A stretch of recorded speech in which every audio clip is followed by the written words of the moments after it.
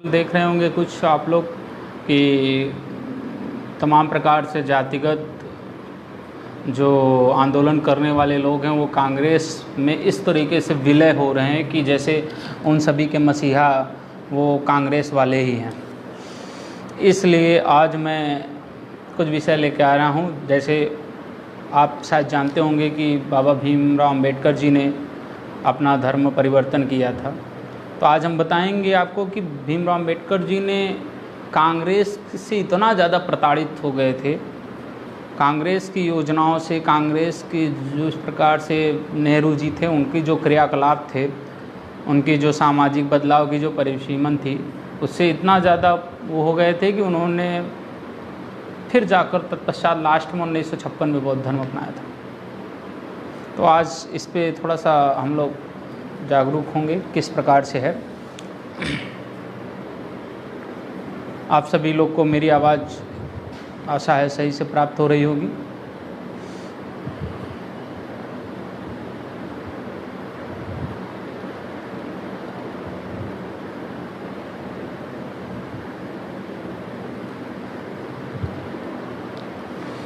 तो मित्र बंधु, मैं थोड़ा सा विषय चालू करने से पहले बता देते हैं कि हमारे यहाँ भारत में मुग़लों के आक्रमण से पहले से भी थोड़ा सा जातिगत विवाद था, लेकिन इस तरीके से नहीं था कि सम्राट अशोक के बाद कोई बड़े स्तर पे, जब हमारे शंकराचार्य जी ने एक बौद्ध मुक्त अभियान चलाया था तो उसके बाद थोड़ा सा बदलाव आया। लेकिन भीमराव अंबेडकर जी के जो कार्य थे उससे समाज के बीच एक बहुत ज़्यादा धर्म परिवर्तन की रूपरेखा को बल मिला।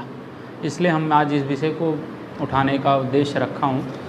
चलिए आते हैं विषय पे। आप आशा है आप सभी लोग को सुनाई पड़ रहा होगा। अगर नहीं सुनाई पड़ेगा तो आप कमेंट बॉक्स में कमेंट कर सकते हैं। हम सभी जानते हैं कि कांग्रेस की स्थापना 28 दिसंबर सन 1885 ईस्वी को रिटायर्ड अंग्रेज ऑफिसर के द्वारा हुई थी, जिसका नाम A.O. ह्यूम था। कांग्रेस उस समय की एक अखिल भारतीय राजनीतिक पार्टी थी। जी जय श्री राम। कांग्रेस उस समय की एक अखिल भारतीय राजनीतिक पार्टी थी, जिसका प्रमुख उद्देश्य था उस समय वर्तमान में जातिगत, धर्मगत तथा प्रांतीय विभेद को मिटाकर राष्ट्रीय एकता की भावना को विकसित करना तथा एक समाज के बीच समरसता का भावना प्रकट करना, यानी बनाए रखना सभी जाति, धर्म, पंथ, वर्ग भेद में। लेकिन वह उस समय की जो राजनीतिक परिदृश्य थी वह इन सब मामलों में हिंदुओं के प्रति थोड़ा सा सफल हुई, लेकिन मुसलमानों के प्रति वो बिल्कुल भी असफल हुई। आते हैं जिनका प्रमुख उद्देश्य लेकर थोड़ा सा कांग्रेस के बारे में बता दिया। अब हम आते हैं भीमराव अंबेडकर जी के बारे में। भीमराव अंबेडकर जी का जन्म 14 अप्रैल 1891 को हुआ था। यह भीमराव अंबेडकर जी विदेश से, आपको पता है, रिसर्च शोध भी किए हैं। आपके लॉ की भी डिग्री, बैरिस्टर की भी डिग्री है इनके, यानी बुद्धिजीवी वक्ता के रूप में उस समय प्रमुख स्तंभों में से एक थे। यह बहुत ही लोकप्रिय भारतीय विधिवेत्ता एवं समाज सुधारक थे, यानी समाज सुधारक के लिए भी कई आंदोलन उन्होंने लगातार किया था। उन्होंने सामाजिक भेदभाव के विरुद्ध लगातार अभियान चलाया था। एक दो नहीं, लगातार अभियान चलाया। उस समय जो कि केवल कांग्रेस ही इन सब के लिए फेमस थे, लेकिन भीमराव अंबेडकर जी ने भी अलग तरीके से स्तंभ अपना बनाए रखा। जैसे वीर सावरकर जी थे, उन्होंने भी इस प्रकार का अभियान चलाया था। अंबेडकर जी की यही समाज सुधारक छवि से कांग्रेस के लिए चिंता का कारण थी। अंबेडकर जी जो लगातार समाज सुधारक के कार्य कर रहे थे, यही कांग्रेस के लिए चिंता का विषय था। यही कारण है कि पार्टी ने इतने बड़े बुद्धिजीवी संविधान निर्माता को संविधान सभा से दूर रखने की योजना बनाई। यानी इनकी इसी कला को देख करके सबको लगा कि ऐसा न हो कि ये समाज सुधारक की छवि एक बड़े ब्रांड के रूप में स्थापित हो जाए भारत में। इसलिए कांग्रेस वालों ने इनको संविधान सभा से दूर रखने का एक योजना बनाई, जो कि संविधान सभा निर्माण करने में इनका अत्यंत महत्वपूर्ण रोल था। फिर भी उनको इस संविधान में के जो सदस्य के रूप में नामित हुए थे, उनकी सदस्यता के रूप से उनको दूर रखा। आज़ादी के बाद संविधान सभा में भेजे गए शुरुआती 296 सदस्यों में अंबेडकर जी को नहीं रखा गया। यानी आज़ादी के बाद जो 296 सदस्यों की जो संविधान सभा बनी उसमें भीमराव अंबेडकर जी को नहीं रखा गया। और उन्होंने सदस्य बनाने के लिए बॉम्बे अनुसूचित जाति का साथ लेना चाहा।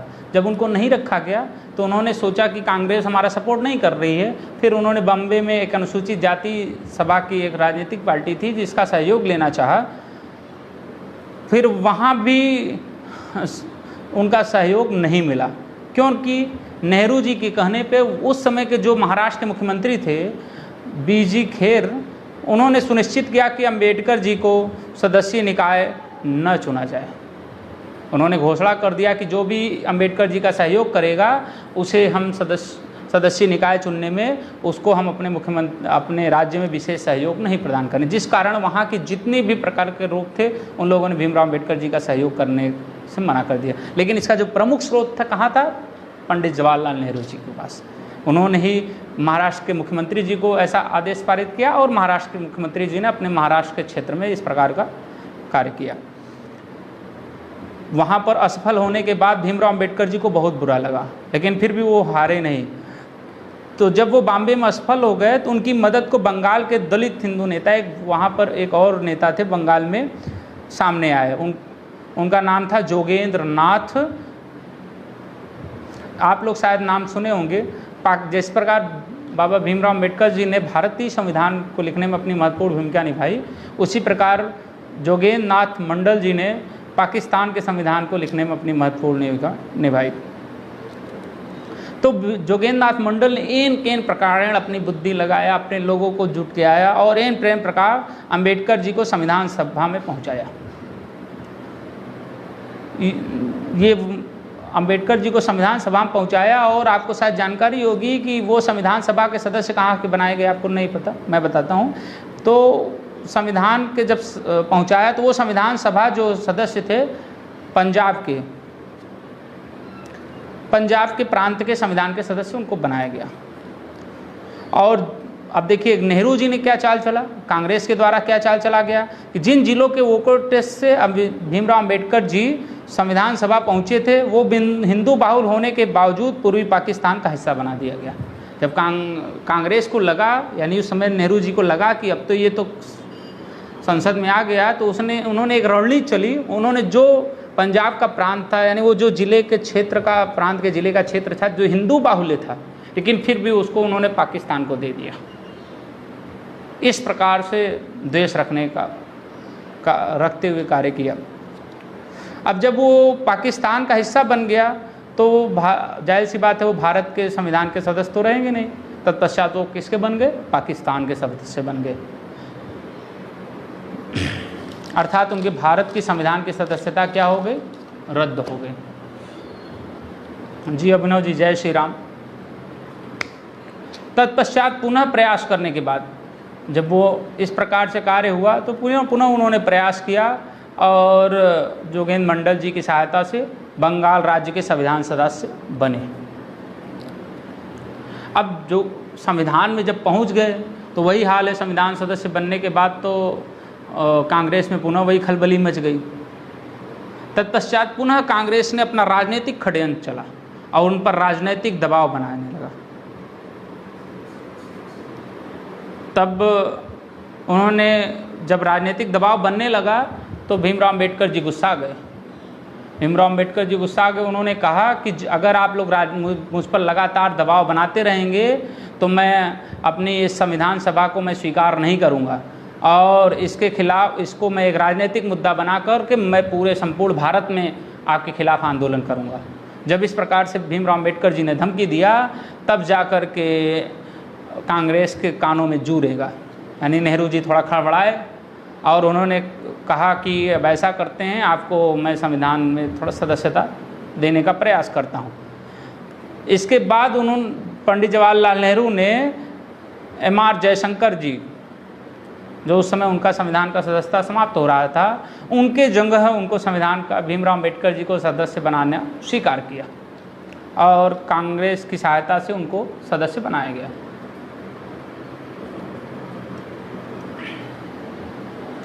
अब कांग्रेस के सदस्य द्वारा संविधान के सदस्य तो बन गए वो, लेकिन क्या उनको वो सम्मान मिलता? अब ये विषय का चर्चा का जरूर। जब अम्बेडकर जी दिसंबर 1951 में कैबिनेट यानी उनका जब कार्यकाल समाप्त होने लगा, तब उन्होंने अपना कष्ट बयां किया कि कार्यकाल के समय तो अब उन्होंने जैसा निर्वहन किया, तो जब कार्यकाल समाप्त होने लगा उनका राज्यसभा में, तो उन्होंने कांग्रेस के पोल खोली और उन्होंने कांग्रेस के प्रति टिप्पणी किया।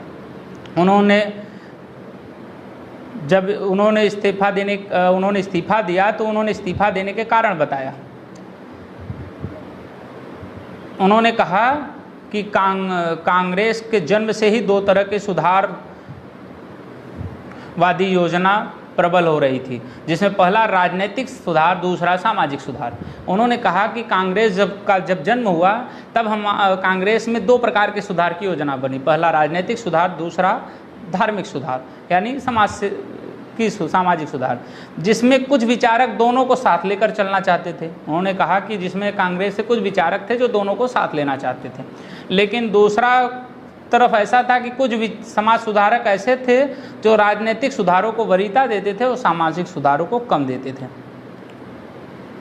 उन्होंने कहा कांग्रेस की नज़र में सामाजिक सुधार केवल ऐसा था जैसे एक पारिवारिक सुधार, जैसे हमारे परिवार की परंपराओं को सुधारने का प्रयास, जिसमें बालिका विवाह यानी बाल विवाह और दूसरा विधवा विवाह, सती प्रथा, इन्हीं प्रकार की छोटी छोटी सुधारों के प्रति उनका विशेष ध्यान गया। लेकिन जो मूल सुधार थे, जो उस समय की हिंदुस्तान की सबसे मूल ज़रूरत थी, जिसको वीर सावरकर जी भी बहुत तगड़े तरीके से महात्मा गांधी के समक्ष प्रकट किए थे, लेकिन महात्मा गांधी जी ने उनको भी उसी प्रकार से उद्वेलित किया जैसे कांग्रेस ने भीमराव अम्बेडकर जी को किया, वही जातिगत सुधार। यानी वो चाहते थे कि जाति की जो समीक्षा अगर वर्तमान में हो जाएगी, जाति प्रथा को हम लोग थोड़ा सुधार लाना प्रयास करेंगे, तो आने वाले भविष्य में इस प्रकार की जो खाइयाँ हिंदुओं के बीच उत्पन्न होगी वो समाप्त हो जाएगी। लेकिन महात्मा गांधी और कांग्रेस के लोग इस सुधार के प्रति बिल्कुल विरोध में थे और उन्होंने कहा था कि कांग्रेस के सदस्यों, खासतौर पर नेहरू जी ने कहा था कि ये संभव नहीं है। तो भीमराव अम्बेडकर जी ने भी कहा था, नेहरू जी से कहा और अन्य कांग्रेसियों को भी समझाया कि ये सामाजिक सुधार जो आप लोग कर रहे हैं, ये जातिगत सुधार के बिना संभव नहीं है, क्योंकि जाति सामाजिक बुराइयों का कारण है। जो ये समाज में छोटी छोटी बुराइयां उत्पन्न हुई, ये जातिगत जो हमारे यहाँ खाइयाँ हैं, ये इसकी मूल जड़ है। जब तक इसको हम लोग नहीं पाटने का प्रयास करेंगे, तब तक ये बुराइयां नहीं समाप्त होगी। अगर समाप्त होगी भी तो भविष्य में एक बहुत बड़ा जो है विध्वंस का कारण बनेगी। और उन्होंने, भीमराव अम्बेडकर जी ने जब अपना त्यागपत्र दे रहे थे, उस समय एक और आरोप लगाया था उन्होंने कांग्रेस पर। उन्होंने कहा कि अहिंसा और त्याग और धर्म का पाठ केवल आप हिंदुओं को ही और अन्य सामाजिक जो सहिष्णु स्वभाव के लोग होते हैं उन्हीं के लिए आपका होता है, मुसलमानों के लिए आपका नहीं होता। मुसलमानों को किसी भी प्रकार से मुसलमानों को अहिंसा का पाठ पढ़ाने का प्रयास आपके द्वारा नहीं होता।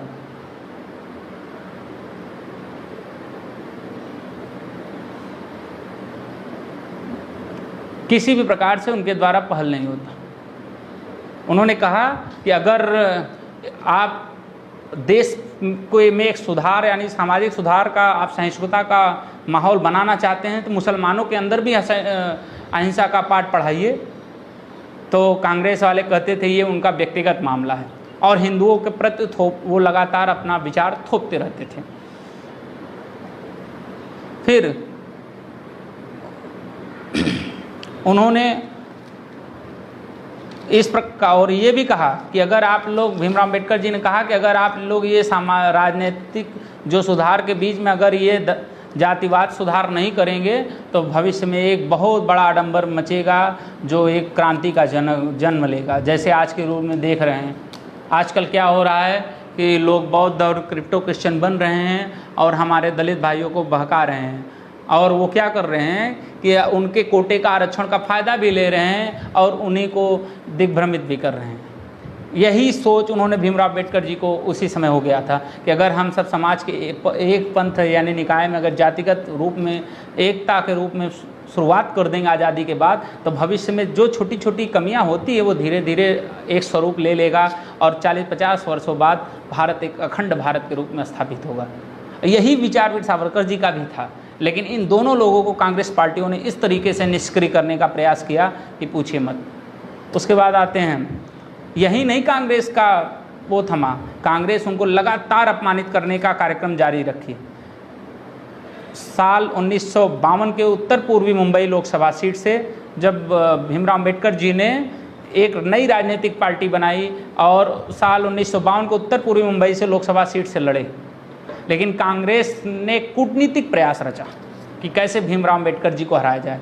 उन्होंने उनके ही मित्र, उनके ही सहयोगी NS काजोलकर को टिकट दे दिया कि भीमराव अंबेडकर जी संविधान किसी भी प्रकार से पहुँच न पड़े, संसद के अंदर पहुँचेंगे तो किसी न किसी प्रकार से समाज सुधार के बात करेंगे, समाज सुधार का कार्य करेंगे, लेकिन उनको नहीं पहुँचने दिया गया और उनको उनके मित्र को उनके खिलाफ खड़ा किया गया। यानी कांग्रेस ने उनको टिकट दिया और यही नहीं, टिकट ही देने के बाद पंडित जवाहरलाल नेहरू जी ने स्पेशली 2 बार वहाँ पर यात्रा की और इस यात्रा और प्रदर्शन का सहयोग इस प्रकार से रहा कि लगभग 15,000 वोटों से भीमराव अंबेडकर जी चुनाव हार गए, जिसको आज कांग्रेस वाले अपना मसीहा कहते नहीं थकते। जय भीम वाले, जय भीम आर्मी वाले उन कांग्रेसियों को अपना भगवान मानते फिरते हैं। इन्हीं कांग्रेस वालों ने उनके भीमराव अंबेडकर जी को जा कर के पंडित जवाहरलाल नेहरू जी अपने नेतृत्व में स्वयं जा कर के इतनी भीषण हारने की ओर ढकेल दिया कि पूछे मत। यानी उनकी राजनीतिक करियर को समाप्त करने का ही एक लगातार षड्यंत्र रचते रहे। और यही नहीं, पुनः भीमराव अंबेडकर जी ने उस राजनीतिक प्रयास जारी रखा और दोबारा उन्होंने 1954 के उपचुनाव में जो भंडारा लोकसभा से था वहाँ से लड़े और पुनः उन्होंने एक सार्थक प्रयास किया कि शायद अब पहुँच जाए, लेकिन कांग्रेस ने पुनः कुचक्र करके उनको संसद में नहीं पहुँचने दिया। अब आप सोचिए, लगातार कांग्रेस के द्वारा उनके राजनीतिक करियर को, उनके सामाजिक सोच को, उनकी जिस प्रकार के भारत की एक नवीन संरचना वाली विचारधारा को किस प्रकार से कुंठित किया गया, किस प्रकार से उनको दबाया गया। फिर भी आज कुछ लोग ऐसे हैं जो दिग्भ्रमित हैं, उनको इतिहास का ज्ञान नहीं। इसके विरोध में कांग्रेस के से इतना द्वेष रखते थे भीमराव अंबेडकर जी, उन्होंने एक पुस्तक भी लिखी। आप शायद गूगल पे सर्च भी करिएगा कि वो अछूतों को नापसंद करने वाले गांधी और नेहरू के लिए उन्होंने किताब लिखा। इस तरीके से है, मैं उसकी लिंक भी आपको उपलब्ध करा दूंगा। इस प्रकार से उन्होंने किताब भी, पुस्तक भी लिखी। अब आप समझिए कि ये सब घटनाएं किस प्रकार से रची गई। अब सोचिए, अगर आपके राजनीतिक करियर में, आपके सामाजिक करियर में इस प्रकार से लगातार आपको शोषित किया जाए तो आपके ऊपर क्या बीतेगी।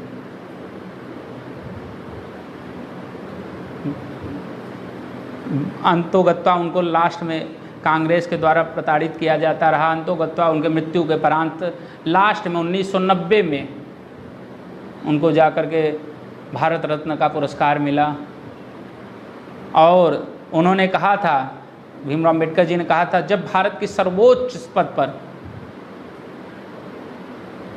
1956 में जब उन्होंने धर्मांतरण किया, अपना बौद्ध धर्म अपनाया लगभग लाखों लोगों के साथ, तो उन्होंने कहा था भारत में जब एक सर्वोच्च पद पर जब हमारा कोई एक दलित भाई बैठेगा तब समझ लीजिए कि भारत में एक नई क्रांति का जन्म